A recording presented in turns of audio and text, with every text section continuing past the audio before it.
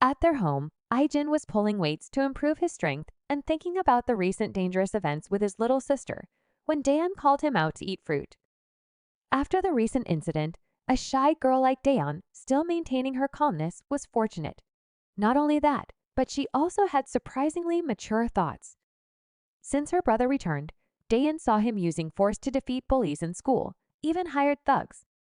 Surely, the time her brother spent abroad must have been extremely difficult and harsh to become such a strong young man.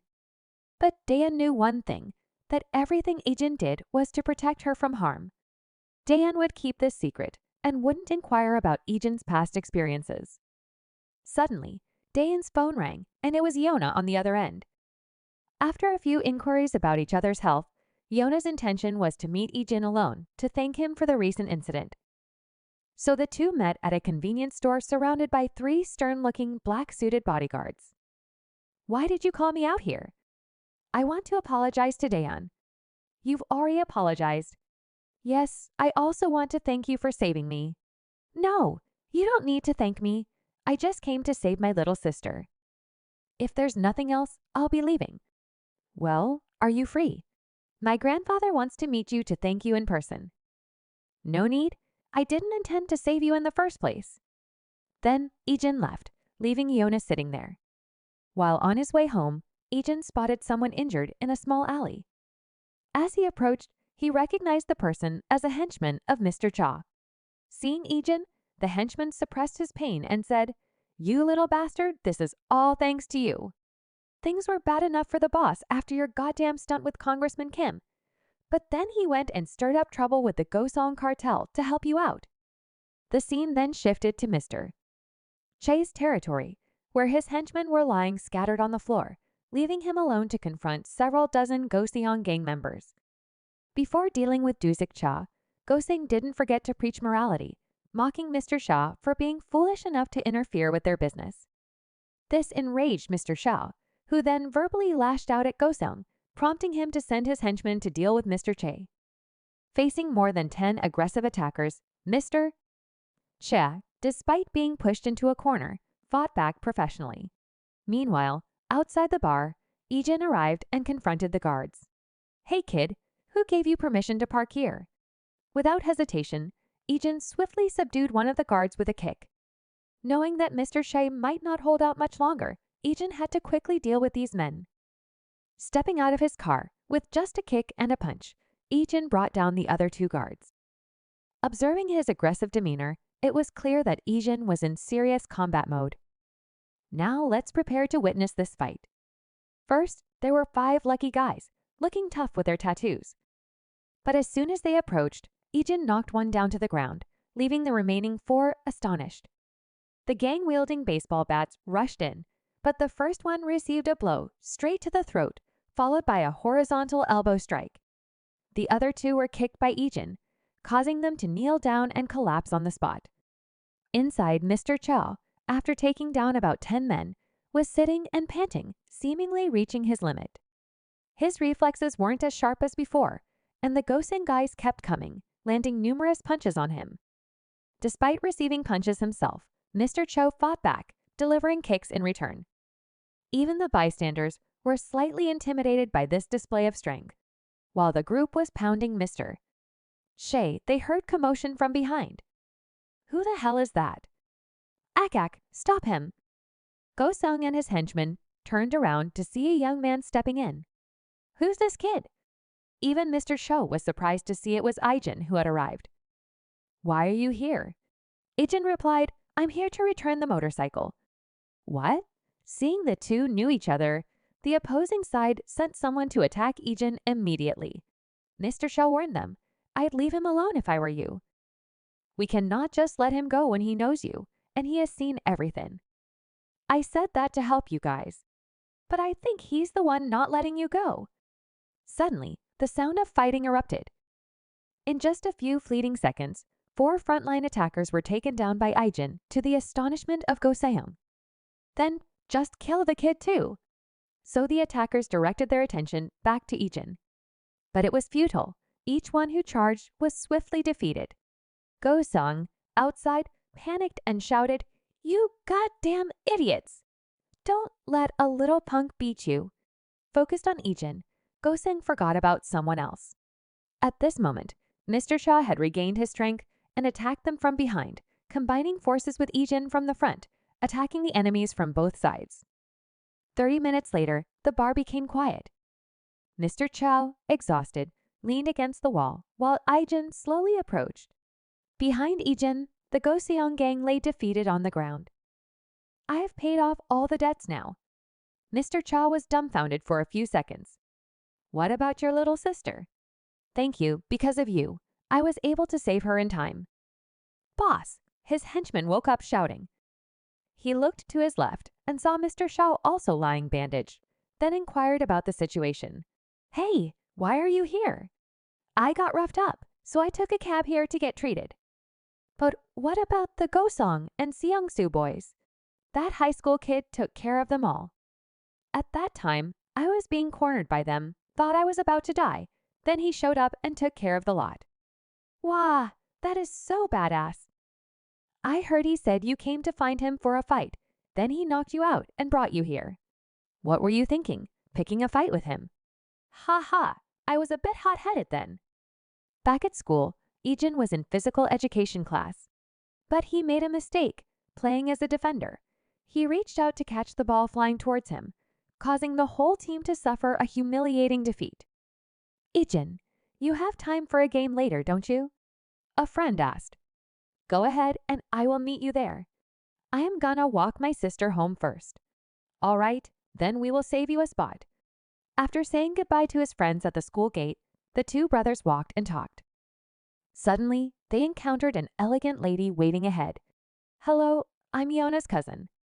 Thank you for saving her, she said. At this moment, the main character switched to a dismissive mode. Yona has already thanked you, so you don't need to do anything. IJin walked away swiftly like a gust of wind.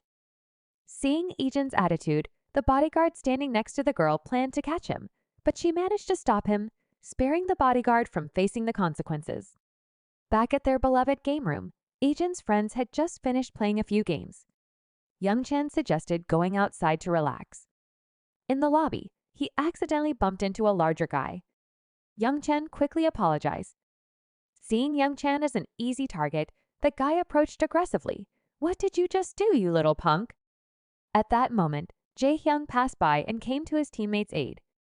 Hey, what is that? So he bumped into your goddamn shoulder. Get over it, dude. Come on. You didn't take us for some goddamn pussies, did you? Though smaller, Jae-hyung wasn't intimidated and stood up defiantly, making the other guy slightly scared. The two faced off, threatening each other for a while, but seeing Jae-hyung's courage, the guy angrily walked away. The successful rescue of Youngchan was completed. Back at their seats, since both of them took a while, Hyuk-jin asked about it. Youngchan recounted being bullied.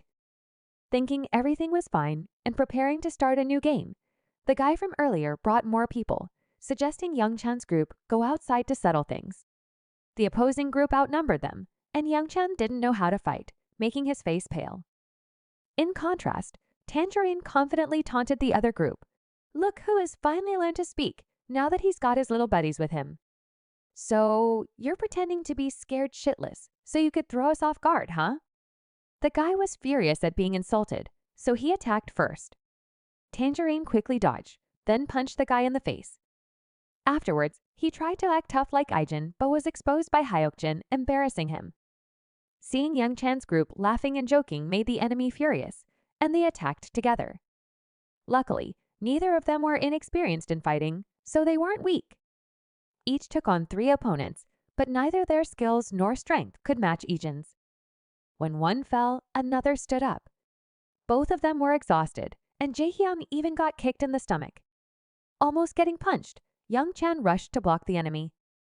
Finally, they managed to turn the tables.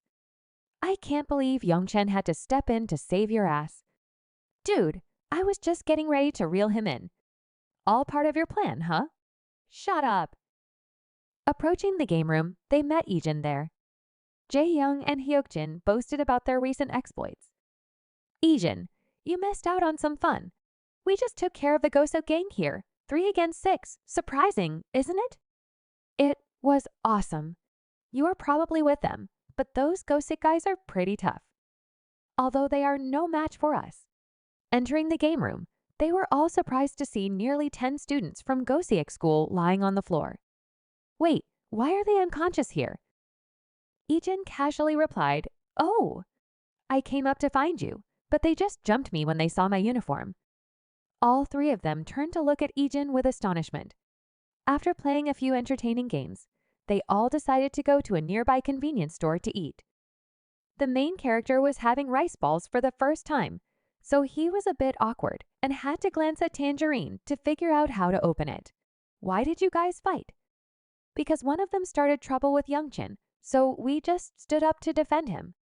Next time, if you encounter any trouble, don't be afraid, Youngchan, because attitude is very important. The weaker you appear, the more they'll pick on you." Hearing this, IJin remembered the early days when he was first rescued. He was also bullied and had his food stolen. But with just a rock in hand, he scared everyone with his courage. Since then, no one dared to underestimate or bully him. Returning to reality, Youngchan was also expressing his viewpoint that his two friends had previously bullied classmates. Neither of them realized that their actions constituted bullying, and both apologized to Youngchan, promising not to do it again. At the SW Corporation, Yona barged into her cousin's office. Yona scolded, "Why are you investigating IJin? He's the one who saved me from those criminals, remember? Even though he's your savior, his background is very suspicious because all the information is fake. I am waiting for a call from the authorities to find out his true identity." At this moment, the phone rang, and her cousin turned on the speaker so Yona could hear too. But the answer from the other end surprised everyone. "I am calling in regard to your recent inquiry. I'm thrilled to finally learn the truth behind that young man's identity. Yes. We noticed that you have been inquiring about IJin Yu quite extensively."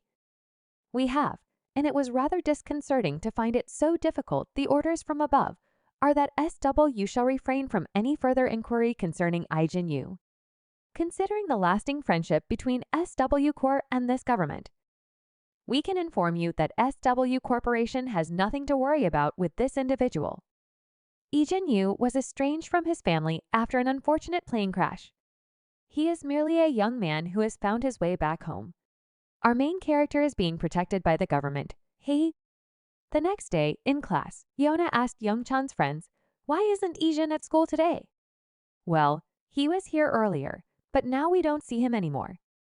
"Miss, I just received news that the chairman has arrived at the school. Perhaps he's here to meet IJin." As Yona predicted, her grandfather and IJin were having a private conversation. "Since you refused to come to see me, I decided to meet you directly to thank you for saving my granddaughter. I apologize for involving your sister." Once again, empty words were accompanied by a request for IJin to become Yona's bodyguard, but IJin wasn't interested, so he turned and left. Suddenly, the chairman revealed something that made IJin pause. "In fact, my main purpose in coming here is to thank you for what happened 3 years ago. Thanks to you, I was able to reunite with my son." Previously, IJin had undertaken a difficult task, escorting the volunteer team of the chairman's son in the midst of a fierce battlefield. Surprisingly, Yona was the daughter of that man. At the end of the meeting, the chairman asked IJin to evaluate the combat capabilities of the SW security team. Prepare to see IJin face off against the entire team. Back in class, IJin reminisced about the time he undertook the task of escorting Yona's father. "He is a kind man. When he saw me eating dry rations with water, he brought me a tray of nutritious food, rain or shine. Every time it was my shift, he brought me more snacks. Before leaving, he even prepared a bag full of food and medicine for me." IJin wondered, why did he treat me so well? "I have a daughter the same age as you. You remind me of her. So I couldn't ignore you." Because of this kindness, IJin often kept tabs on that volunteer group. He also felt sad when later, he heard about how the group was massacred by rebel forces and their hard-built project was seized for the poor. On that evening, IJin was present at the main headquarters of the SW Corporation at the invitation of the chairman to assess the capabilities of the security team and to experience the job himself. Encountering Seok-ju in the locker room. Why aren't you training today? I'm on Team 3 guarding Iona. Today is the main training day for Team 2. They're tasked with protecting Director Jai and her family. Let me introduce you to everyone. This is IJin Yu, Seok-ju's classmate, and the person who helped rescue Miss Iona during the recent operation. He's interested in the security job, so the chairman allowed him to come and experience our team. After the introduction, IJin quickly integrated into Team 2. They started with a warm-up by running 10 laps around the training ground. While everyone was still catching their breath from the run, the team captain increased the intensity, but our main character had just begun to break a sweat. Next was the rope climbing exercise, and everyone from Team 2 was red-faced as they approached their limits. But IJin quickly outpaced the rest of the team. The entire process was observed by the director. With such expressions, the team captain was probably preparing to receive some harsh criticism. A team member wanted to test IJin's skills. I don't mind. So we had a solo match on IJin's first day participating in the SW Corporation's training session. While the two were changing into protective gear, onlookers discussed the outcome. Most leaned towards Team 2's member because he was experienced and had rich combat experience. The match began and the opponent immediately attacked IJin. Dangerous punches and hooks followed one after another. It seemed like he was fighting for real, not just sparring. But Ian was no novice. First, he evaded and defended. Then he tested the opponent's defense. Once he identified the weaknesses, he struck the opponent's unguarded face with a powerful kick, followed by a knee strike to knock him out cold. Oh my, he didn't hold back at all. The spectators looked grim. The match ended with the challenger being carried out by his teammates. The team captain watched with a tense expression. Then another person stood up to challenge IJin. I don't mind, sir. Hearing this, everyone broke into a cold sweat. This challenger seemed very confident and didn't bother with protective gear. Surprisingly, IJin also discarded his helmet. This time, IJin's opponent was Seok Choi, known for his exceptional physical abilities and being the ace of Team 2's security. Everyone hoped he would restore some dignity to the team.